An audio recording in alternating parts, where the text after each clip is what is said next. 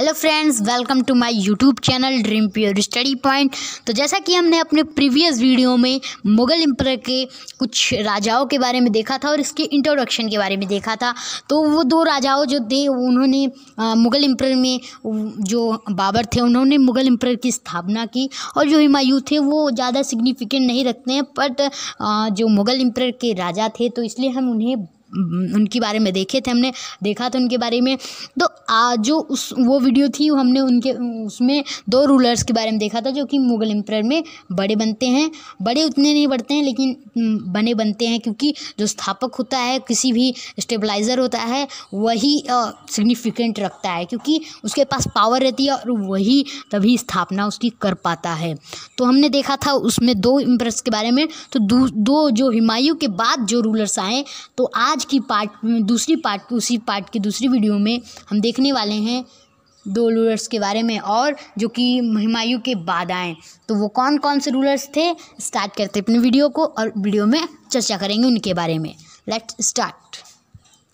तो हमारी जो सीरीज़ है वो मुग़ल एम्परर की चल रही है, जैसा कि आप लोगों को पता है। फिर देखते हैं तो आज हम कौन कौन से रूलर्स के बारे में बात करेंगे। तो हमने जो है पहले ही अपनी वीडियो में बाबर के बारे में बात कर लिया था। तो आज की वीडियो में हम बाबर और हुमायूं के बारे में हमने तो पहले ही बात कर लिया था, और आज की वीडियो में हम अकबर के बारे में और जहांगीर उनके बेटे के बारे में बात करेंगे। उनकी सारी हिस्ट्री हम पता करेंगे इस वीडियो में। तो अपनी वीडियो को स्टार्ट करते हैं। Let's start. तो ये देखिए, ये बाबर हैं, आप इनकी इमेज को देख सकते हैं। ये बाबर हैं, इस पे मार्क मैंने जो लगाया हटा देता हूँ। ये बाबर हैं, इनकी इमेज है ये अच्छे लग रहे हैं बाबर जी, बहुत अच्छे। फिर तब अगर बाबर की बात करें, बाबर जो है मुग़ल एम्परर में सबसे बड़े सिग्निफिकेंट रखते हैं, क्योंकि जो है बाबर और राजा आते हैं लेकिन वो अकबर की तरह वह नहीं सिग्निफिकेंट कर पाते हैं, मुग़ल एम्परर को अच्छी तरीके से नहीं चला पाते हैं, उतनी अच्छी तरीके से रूल नहीं कर पाते हैं। तो इसलिए ये मुग़ल एम्परर को बहुत मजबूत बनाते हैं, इन मुग़ल एम्परर की नींव को बहुत मजबूत बनाते हैं, और इसीलिए ये सबसे ज़्यादा राज भी करते हैं मुग़ल एम्परर पे। तो इनके बारे में ये इतना ज़्यादा इंटरेस्टिंग है, तो इनके बारे में तो पढ़ना ज़रूरी है हमारे लिए। तो इनकी इंफॉर्मेशन के बारे में देखते हैं। तो जैसा कि अगर हम इनकी बायोग्राफी की बात करें, तो इनका जन्म जो है, मैं मार कर ले लेता हूँ, इनका जन्म कब हुआ था? 15 अक्टूबर इसको थोड़ा बॉइलिंग कर लेता है। 15 अक्टूबर 1542 को इंडिया में हुआ था इनका जन्म, और इनकी मृत्यु कब हुई थी? 25 अक्टूबर 1605 में इनकी मौत हो गई थी, जो कि 63 एज के ये थे, और इनकी मौत आगरा इंडिया में हुई थी। तो इनकी अगर हाउस और डिनास्टी की बात करें, तो ये मुग़ल एम्परर के एक रूलर थे, मुग़ल डिनास्टी के एक रूलर थे। और इनके फादर जो थे, इनके फादर का नाम था हुमायूं और इनके बेटे का नाम जहांगीर था। इनके बेटे का नाम जहांगीर, जिसको जब ये रूलर जहांगीर नहीं आए थे तो इनको सलीम के नाम से भी जाना जाता है। तो इनकी हम बायोग्राफी में बात करेंगे, सलीम क्या और जहांगीर क्या। तो इनका जो रोल रहता है ये इतने इंपॉर्टेंट क्यों बनते हैं? क्योंकि सेकंड बैटल ऑफ पानीपत में इनका बहुत बड़ा कंट्रीब्यूशन रहता है, और हल्दी घाटी के युद्ध में बहुत बड़ा कंट्रीब्यूशन रहता है। तो अगर इनके और अच्छे तरीके से नॉलेज देखें तो ये जो है बहुत ही बड़े एम्परर बनते हैं, क्योंकि ये जो है इनकी जो सोचने की तरीका रहता है वो सबसे अलग रहता है। क्यों? क्योंकि ये ज़्यादा जो है भेदभाव जात में नहीं करते थे। क्यों नहीं करते थे? अब इनकी हम बायोग्राफी में ही देखेंगे क्यों भेदभाव नहीं करते थे। तो अकबर का जो पूरा नाम था, अकबर का पूरा नाम क्या था? जलालुद्दीन मोहम्मद अकबर इनका पूरा नाम था। और इसका पर्शियन जिसको आता है, उर्दू भाषा जिसको आता है, यहाँ पर उर्दू में भी लिखा हुआ है, आप पढ़ सकते हैं। भाई मुझे तो आता नहीं है। तो इनका जन्म जो है 1542 में 1542 को इनका जन्म हुआ था, और इनकी मृत्यु वजह कितने पे हुई थी? 26 अक्टूबर 1605 में इनकी मृत्यु हो गई थी। तो इनको पॉपुलरली इनका नेम जो था, इनको कौन से नाम से जाना जाता था? अकबर दी ग्रेट, अकबर महान। तो इनके नाम से जाना जाता था अकबर दी ग्रेट। और ये जो है मुग़ल एम्परर के तीसरे राजा बनते हैं, मुग़ल डिनास्टी के तीसरे राजा बनते हैं, जिन्होंने कब से कब तक राज किया? 1556 से लेकर 1605 तक राज किया। अकबर जो है अकबर को बैठाने वाले राजगद्दी पर इनके पिताजी रहते हैं हुमायूं। और ये इनके जो पिताजी रहते हैं, जैसे कि मैंने पार्ट 1 में इनको बताया कि ये तीर्थ यात्रा पर चले जाते हैं, सासूरी से लड़ते रहते हैं। तो इनका जो इनके बेटे अकबर रहते हैं, इनका जो ख्याल है इनके भाई मतलब कि इनके चाचा बैरम खान रखते हैं। इनको ये बैरम खान जो रहते हैं ये हेल्प करते हैं कि जो बाबर है वो बड़े हों और यंग एम्परर बहुत ख़तरनाक एम्परर बने। तो इनका डोमेंस रहता है इंडिया में। फिर मुग़ल एम्परर को बढ़ाने में इनका बहुत बड़ा डोमेंस रहता है बैरम खान का। तो एक strong personality and a successful journal, Akbar gradually ingrained the Mughal emperor. तो जो बैरम खान रहते हैं वो इनको बढ़ाते हैं और कहते हैं कि तुम पूरे जो भारत है, सब कॉन्टिनेंट है, उपमहाद्वीप, उसको तुम राज कर सकते हो उस पर। और इन्होंने उसको बढ़ावा दिया, अकबर जी को बढ़ावा दिया बैरम खान ने, कि तुम पूरे सब कॉन्टिनेंट में राज कर सकते हो, तुम इसे मिला सकते हो और अपने टेरिटरी पे ले सकते हो। His power and influence however expand over the entire house subcontinent because of Mughal military, political and culture. तो ये जो मुग़ल एम्परर पूरे सब कॉन्टिनेंट में बढ़ने का इसका क्या राज रहता है? तो पूरे जो मुग़ल एम्परर बढ़ने का राज रहता है इनकी मजबूत मुग़ल जो मिलिट्री थी, और इनका पॉलिटिकल चलाने का मतलब कि राजशाही करने का तरीका, और इनका कल्चर और इकोनॉमिक डोमेन्स। तो ये 4 चीज़ें जो थी इनकी बहुत बड़ी सहायक बनी, जो कि पूरे एम्परर को बहुत बड़ा बनाई, एक्सपेंड करने में बहुत हेल्प हुआ। ये जो 4 चीज़ों मैंने बताया, Mughal dynasty, Mughal military, political, culture and economic dominance. Mughal जो है To unify our vast Mughal state, Akbar established the centralized system of administration throughout his emperor, adopt a policy of, तो हम इसे देखते हैं और अच्छे से, adopt a policy of collateral conquered ruler through marriage of diplomacy। Akbar जी जो रहते हैं तो इन्होंने अपने जो टेरिटरी है मुग़ल स्टेट को बढ़ाने के लिए इन्होंने अपने सेंट्रलाइज सिस्टम, मध्यम को मतलब कि केंद्रित चीज़ों को अच्छे तरीके से संभालना शुरू किया। और इन्होंने अपने एम्परर को अडॉप्ट करने के लिए एक पॉलिसी चलाई, जिसमें कि ये जो है कूटनीति वाला एम्परर इनका चलता रहता था, जो मैरिज के सहारे, डिप्लोमेसी मतलब कि ये दूसरों धर्म से शादी करते थे और अपनी जो है एक्सपेंड करते रहते थे, वो उस राज्य को अपना दोस्त बना लेते थे। तो इस तरह इन्होंने अपनी जो टेरिटरी को है वास्ट बनाया, पूरा बहुत बड़ा बना दिया, वास्ट बना दिया। तो अपनी टेरिटरी को इन्होंने वास्ट बनाया। इस तरीके से इन्होंने सेंट्रलाइज सिस्टम इस्टेब्लिश किया और consolidating conquered ruler through marriage and diplomacy का इस्तेमाल किया। To preserve peace and order in the religiously and culturally diverse emperor, he adopted policy that won him the support of his non-Muslim subject। तो इन्होंने ये जो ruling करने का तरीका इन्होंने अपनाया, तो ये शांति से, रिलीजनली, कल्चरली किसी में भेदभाव नहीं करते थे, डिवर्स नहीं करते थे। सभी अपने मुस्लिम के सब्जेक्ट पे किसी से वार्तालाप नहीं करते थे कि तुम मुस्लिम हो तो तुम्ही को सिर्फ अधिकार मिलेंगे, ये ऐसा नहीं करते थे। हिंदू और मुस्लिम को सभी को एकजुट अधिकार देते थे।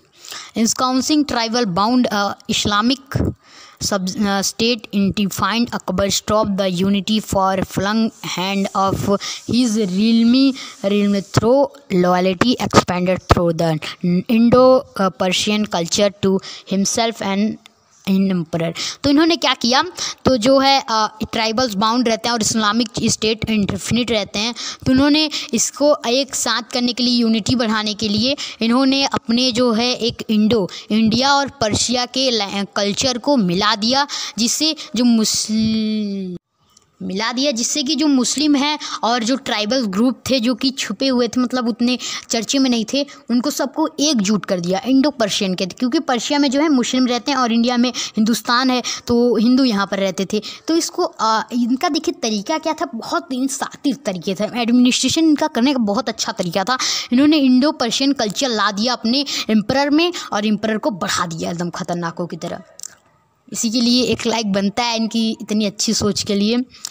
Mughal India developed a strong and stable economic leading to commercial expansion and a greater patronage of culture.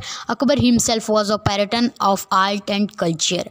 तो जो मुगल इंडिया है वो उसको बढ़ाने के लिए इन्होंने अपनी बहुत बड़ी कड़ी जो है इकोनॉमिक का सहारा लिया, बहुत बड़े मतलब पैसा इन्होंने अपनी जो टेरिटरी था उस पर पैसा बहुत आने लगा, ये लीडिंग करने लगे, कमर्शियल एक्सपेंशन करने लगे, मतलब कि जो है ट्रेड में इन्होंने ज़्यादा ध्यान दिया जिससे इनकी इकोनॉमिक बढ़ी। ग्रेट पैरेटन थे, कल्चर में इन्होंने ज़्यादा ध्यान दिया कि कल्चर कैसे रहना चाहिए और हमारे जो स्टेट्स हैं जितना हमने टेरिटरी कवर करके रखा है उसे कैसे बढ़ाया जाए। और ये खुद एक आर्ट कल्चर के पैरेटन थे।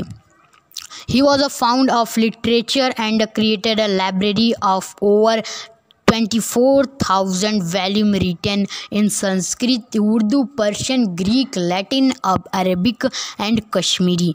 तो मतलब कि इन्होंने एक अपना लाइब्रेरी बनाया, लिटरेचर का लाइब्रेरी बनाया जिसमें इन्होंने 24,000 वॉल्यूम्स मतलब बुकें लिखी और वो सब बुकें किस भाषा में रिटन थी, Sanskrit, Urdu, Persian, Greek, Latin, Arabic, Kashmiri. तो मतलब कि इससे पता चल रहा है कि उस समय जो लोग रहते थे उनके लिए सारी सुविधाएं इन्होंने उपलब्ध करवा दी, जिससे ये न समझ में आए लोगों को कि ये मुगल होके हम लोगों पे ध्यान नहीं दे रहा है।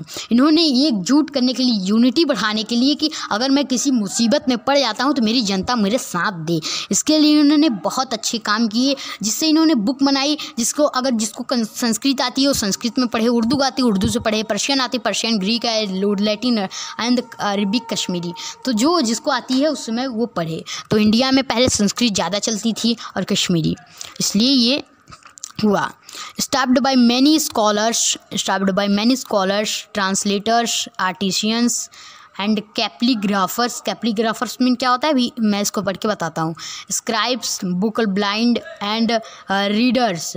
तो मतलब कि इन्होंने जो है अपने स्टाफ में अपने एक कहते हैं ना नवरत्न इनका था, तो अपने स्टाफ में इन्होंने आर्टिशियन, ट्रांसलेटर मतलब कि जो ट्रांसलेट करके बता सकें, और चित्रकारी करने वाले को बुलाया, और स्क्राइब्स जो लिखते थे, बुक बोल्डर मतलब जो बुक बनाते थे, और रीडर जो रीडिंग कर सकते थे, और कैलीग्राफर मतलब क्या होता है, कैलीग्राफर मतलब होता है कि तो इसका मतलब होता है सुलेखक, जो कि किसी चीज़ का लिखा हुआ है तो उसको अगर बिगड़ गया है तो उसको अच्छी तरीके से समझ ले और उसको फिर से बना सके, सुलेखक। तो इसका मतलब ये था। he hid much of the concluding himself through three men's grouping. Akbar also established a library of Fatehpur Sikri. तो मतलब इन्होंने बहुत सारी लाइब्रेरी बनाई, जैसे कि इन्होंने दिया है कहाँ पर बनाई इन्होंने लाइब्रेरी, फतेहपुर सीकरी में बनाई। स्टेब्लिश फॉर वुमेन, इन्होंने जो वुमेन रहती थी, लड़कियाँ रहती थी, उनके लिए स्कूल्स बनाए, डिग्री के लिए स्कूल्स बनाए। देखिए इतना अच्छा ये करते थे काम कि सबको शिक्षा मिल सके। बल्कि इन्होंने जब बचपन में इनका पढ़ाई लिखाई से कोई ध्यान नहीं था, बट इन्होंने आगे जाके इनका जो एजुकेशन के लिए उन्होंने मुस्लिम के लिए या फिर कोई भी हिंदू से हो, हिंदू या फिर मुस्लिम कोई भी रिलीजन से, उन्होंने सभी के लिए स्कूल्स बनाए। Education both Hindu and Muslim religions के लिए इन्होंने स्कूल्स बनाई और शेड्यूल सब एक ही था। Establish through out a religion, तो इन्होंने सबको देखते हुए ये सब चीज़ें बनाई। He also encourage the book building of become high art, तो इन्होंने इनकरेज किया कि लोग अपनी ज्ञाता को बढ़ाएं, ज्ञान को बढ़ाएं और बड़ी बड़ी चीज़ों में आगे आकर हिस्सा लें। इन्होंने बहुत अच्छे अच्छे काम किए। होली मैन एंड तभी तो कहा जाता है Akbar the great, Holi man of. जितने ग्रेट थे उतने शैतान भी थे, बहुत खतरनाक थे। अगर कोई गलती कर देता है तो उसको बहुत अच्छी बड़ी कड़ी सजा दी जाती थी। होली मैन ऑफ मैनी फतेहs poets architectures and artisans adopt his code from all over world for study and decisions. तो इन्होंने अपनी जो है होली मैन की मतलब कि अपने नवरत्न में या फिर कोर्ट में इतने सारे लोगों को फतेह पोट्स जो कवित्री रहते थे, आर्टिशियंस मतलब कि आर्किटेक्चर जो बनाने वाले रहते थे, और आर्टिशियन जो पेंटिंग करते थे, जिससे सबको याद रहे कि मैं भी इतना मजबूत था। अपने थोड़ा हिमसेल के लिए तो सब बनाते हैं। Adopt his code all over world for study discuss. तो ये सभी वर्ल्ड के लिए मतलब कि पूरे विदेश में जाते थे, घूमते थे, सभी विदेश से बुलाते थे लोगों को स्टडी के लिए, सिर्फ स्टडी की पढ़ाई के लिए, बच्चे पढ़ सकें और अपनी प्रॉफिट को बढ़ाने के लिए। इनका सबसे पीछे का मतलब, ये सब करने का पीछे का मतलब था कि हमारी जो है यूनिटी बने। यूनिटी, मैं अगर कहीं भी मुसीबत में आऊँ तो मेरी जनता मेरा साथ दे, और अगर जनता साथ दे देती है तो मैं पक्का जीत जाऊँगा। तो इनका ये मतलब था। Akbar courts at Delhi Agra. इनका जो कोर्ट है दिल्ली आगरा में है। फतेहपुर सिरकी become a centre of arts letters and learning. तो ये जो है दिल्ली आगरा फतेहपुर सिरकी जो बनता है बिकम आर्टिस्ट लेटर्स, ये सब बनते हैं। यहाँ पर आर्ट्स के बहुत बड़े वो रहते हैं। Timurid and Persian Islamic culture began marriage and blend with the indigenous Indian elements and distance Indo Persian culture encouraged characterized by Mughal style at art painting architecture. तो इन्होंने बहुत तैमूर जो था तैमूर का नाम बहुत अच्छा था, मतलब नाम नहीं अच्छा था, वो इतने फेमस थे कि हर चीज़ों में उनका नाम आता है। तैमूर का कल्चर था और पर्शियन इस्लामिक, क्योंकि तैमूर में इंडिया में लोग रूल करते थे, क्योंकि जैसे कि आप देख लीजिए बाबर जो था तैमूर का ही एक वो था। तो अकबर उन्होंने तैमूर की जो कल्चर थी और पर्शियन इस्लामिक कल्चर को सबको मिला दिया और इससे पेंटिंग बनवाई आर्किटेक्चर की, जिससे लोग रहें कि जैसे एक आर्ट बनवा दिया कि एक यहाँ पर जो है मुस्लिम है और एक यहाँ पर हिंदू है, तो इसको साथ में हाथ मिलाते हुए बना दिया, तो इससे यूनिटी रहती थी। तो इस सब चीज़ों से इन्होंने बहुत अच्छे से डिस्कशन विथ ऑर्थोडॉक्स इस्लाम में सब प्रिवेम होलिंग to burning about religion unity with the his empire. तो इन्होंने जैसा मैंने बताया कि इनका जो एक अपना ही एक मतलब था कि ये सब हमारे एम्पायर को बचाने में बहुत बड़े वो रहेंगे। ये सब उतना इम्पॉर्टेंट नहीं है, आप पढ़ सकें तो पढ़ लीजिए, इतना इम्पॉर्टेंट नहीं है सब। फिर इसके बाद है अकबर रियाइंस significant influence the course of Indian history during the Mughal. मतलब कि इन्होंने अब ये हो गया, मैं पढ़ने वाला नहीं रीडिंग कर रहा हूँ। तो अकबर जी ने अपना वो बढ़ाने के लिए ट्रैवल को साइज़ किया, वेल्थ बढ़ाई अपनी, और क्रिएटेड पावरफुल मिलिट्री इन्होंने बनाई, सिस्टम को इन्फ्लुएंस्ड किया, इफेक्टिव पॉलिटिक्स बनाई जिससे लोग डर सकें, सोशल रिफॉर्मर्स बनाए, बाई अडॉप्टिंग सेक्सुअल टैक्स बनाया, टैक्स एक सीमित रह सके, सब जगह एक ही टैक्स लगे। तो मतलब कि ये बहुत एकदम वो नॉन मुस्लिम अडॉप्टिंग, जो कि एक पहले चलता था, जो मुस्लिम नहीं होगा उसको कुछ नहीं मिलेगा, सबको बंद करा दिए, सब प्रथाएं बंद किया। Civil military post, he was the first Mughal ruler to win the trust of loyalty. तो ये पहले मुगल एम्परर बनते हैं जिन्होंने सारी जो है जनताओं का अपना एक विश्वास जीत लिया, और इन्होंने Sanskrit literature translator participation and native festival में हिस्सा लिया, सभी को अपने साथ मनाया, सभी को अपने नेशन में या फिर स्टेट्स में मनाया, जिससे कि लोग ये ना समझें कि ये मेरा अलग है। तो ये सभी फेस्टिवल्स को मनाते थे अपने, और तब इसके जो हैं ये इनकी डेथ हो जाती है, बहुत बेकार हुआ। तो ये बहुत बड़े राजा बनते हैं और उसके साथ साथ एक अच्छे नागरिक भी एक अच्छे राजा बनते हैं, जो कि सभी राजाओं को करना चाहिए। फिर इनके मरने के बाद रूलर जो है मुगल रूलर लेड करते हैं, ये ख़त्म हो जाते हैं, इनके सारी रीज़न जो हैं अब कौन संभालेगा, ये सभी रीज़न जो है इनके अपने बेटे को देते हैं, जिनका नाम सलीम था। सलीम जैसे मैंने बताया, इनके बेटे का नाम सलीम था, और फिर इनका बाद में जाके नाम हो जाता है क्या, जहांगीर। तो जो है अकबर का यहीं पर जो है पूरा हिस्ट्री ख़त्म होता है। और इनकी अगर डेथ की बात करें तो इनका death gate of Akbar museum इनका हो जाता है सिकंदर, आगरा में है। सिकंदर का जहाँ म्यूज़ियम है वहाँ पर है इनकी।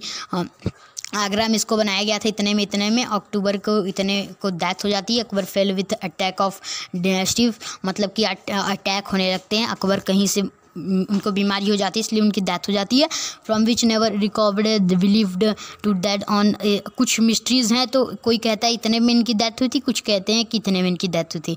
After body was buried his museum, तो इनकी जो है बॉडी बरियल्ड कर जाती है, मतलब कि दबा दी जाती है म्यूज़ियम में सिकंदर आगरा पे। अब हम देखेंगे कि जो जहांगीर थे वो उनके बेटे सलीम, उनका क्या इन्फ्लुएंस रहता है और ये कैसे राजा बड़े बनते।